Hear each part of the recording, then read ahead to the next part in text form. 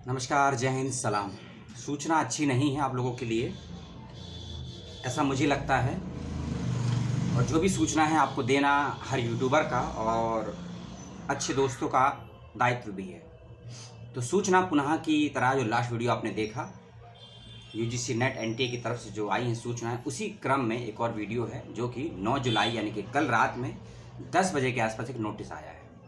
हो सकता है सैकड़ों बच्चों को इसका ईमेल भी गया हो इस सूचना को लेकर, और विषय से आप मालूम चल चुका होगा आपको कि कुछ शेड्यूल को रीशेड्यूल किया जाएगा या कर दिया गया है। कर दिया गया है, इसका ऑफिशियल नोटिफिकेशन कुछ ही दिन में आ जाएगा वेबसाइट पर, लेकिन कर दिया गया है इसकी सूचना मैं आपको अब देने वाला हूँ। और कल जब पेपर हुआ था फर्स्ट शिफ्ट का, आप सभी जानते हैं, ऑन द स्पॉट 2 सब्जेक्ट के एग्जाम को तो पोस्टपोन कर दिया गया।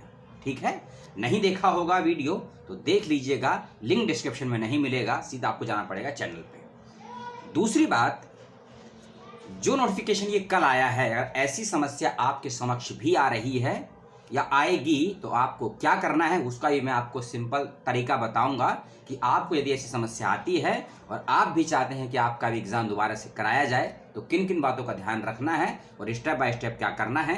ध्यान से बातों को सुनिएगा और समझिएगा। समझने के बाद तकलीफ हो तो सवाल करिएगा, सबसे पहले मुझसे, उसके बाद एनटीए से, क्योंकि सूचना आपको मैं दे रहा हूं माध्यम एनटीए की वेबसाइट पर पड़ा हुआ नोटिफिकेशन है।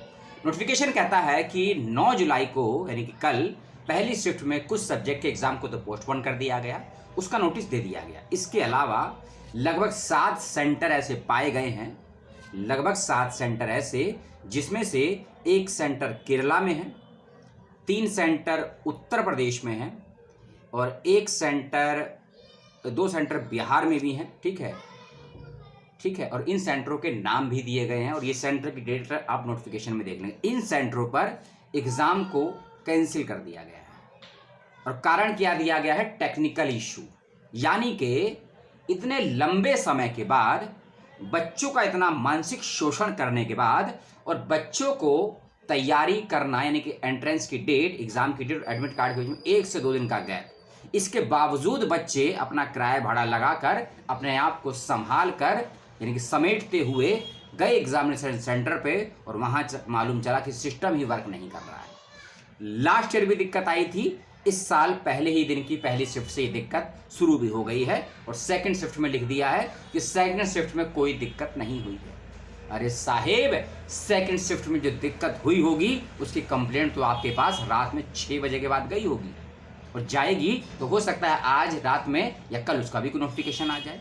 इसीलिए पहले दिन की पहली शिफ्ट में टेक्निकल इशू हुआ और उस सेंटर पर एग्जाम को कैंसिल कर दिया गया, क्योंकि इस नोटिफिकेशन में लिखा है कैंसिल, टेक्निकल इशू स्पष्ट लिखा है। तो इसका मतलब तो यही है कि जो ये 7 सेंटर हैं, इस सेंटर पर जिस भी सब्जेक्ट का एग्जाम हुआ होगा उन सभी को कैंसिल कर दिया गया है।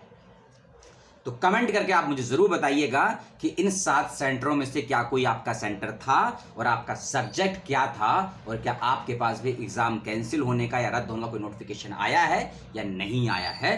जरूर बताइएगा ताकि आने वाले बच्चों के लिए आपको एक चेतावनी देने का काम आपके ये कमेंट भी करेंगे। ठीक है, टेक्निकल इशू के कारण ये सेंटर को रद्द कर दिया गया, एग्जाम को रीशेड्यूल किया जाएगा। कब तक किया जाएगा इसको लेकर नोटिफिकेशन बोलता है कि जल्द ही इसके शेड्यूल की घोषणा की जाएगी। तो कमेंट करके आप लोग ये सवाल मत कीजिएगा बेवकूफ़ी वाला कि हमारा एग्जाम तो कैंसिल हो गया, नई डेट क्या है। नई डेट जो भी होगी एनटीए बताएगी अपनी वेबसाइट और यूजीसी की वेबसाइट पर भी डाल देगी।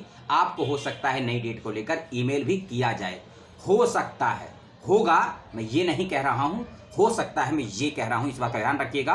और एक और बात, यदि आपका एग्जाम रीशेड्यूल होगा तो आपको एडमिट कार्ड भी दोबारा से डाउनलोड करना होगा। आपका application number, login ID, password वही रहेगी और जैसे ही मालूम चला आपको आपका एग्जाम 12 जुलाई को है या मालूम चला आपका एग्जाम अगस्त के महीने में है ना, तो जब भी आपको मालूम चलेगा जो नया शेड्यूल आएगा उसी दिन या उससे 24 घंटे पहले अपने एडमिट कार्ड को डाउनलोड करिएगा। तो आपकी नई डेट, नया सेंटर, नया वेन्यू और एग्जाम सुबह 9 बजे है या दोपहर में 2 बजे से है, किस शिफ्ट में है आपको मालूम चलेगा नए एडमिट कार्ड से। इस बात का भी ख्याल रखिएगा।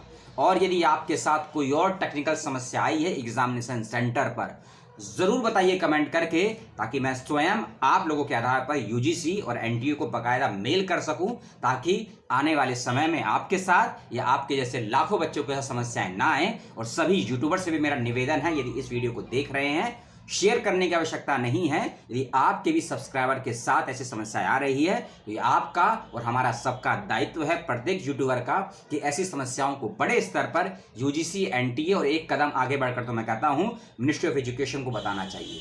प्रति वर्ष यानी कि हर साल ऐसी समस्याएं क्यों आती है? कभी सुना आपने यूपीपीसीएस या यूपीएससी की परीक्षाओं को लेकर ये समस्याएं आती हैं? और यूजीसी नेट से कई गुना ज्यादा बच्चे सब ये पेपर देते हैं। कभी सुना आपने नीट या जीई की परीक्षाओं में ये समस्याएं आती हैं? कभी सुना आपने? अगर वहां ये समस्याएं नहीं आती हैं टेक्निकल एरर की, टेक्निकल इश्यूज की, तो ये समस्या प्रतिवर्ष लगभग पिछले 5 सालों से एनटीए में क्यों आ रही है, जब से यूजीसी के एग्जाम कंडक्ट करवा रहा है? सोचिएगा और जवाब यदि आपके पास है तो मुझे भी दीजिएगा। खोज तो मैं भी रहा हूं, लेकिन मिला नहीं है। आपने समय दिया, अपने जीवन का 6 मिनट, उसके लिए बहुत बहुत शुक्रिया। आपके दिल में, दिमाग में, किडनी में, लीवर में या बॉडी का कोई भी हिस्सा हो, सवाल यदि पैदा हो गया है तो उसको कर दिए कमेंट बॉक्स में। जो जवाब होगा मेरे पास संतुलित आपको भेज दिया जाएगा।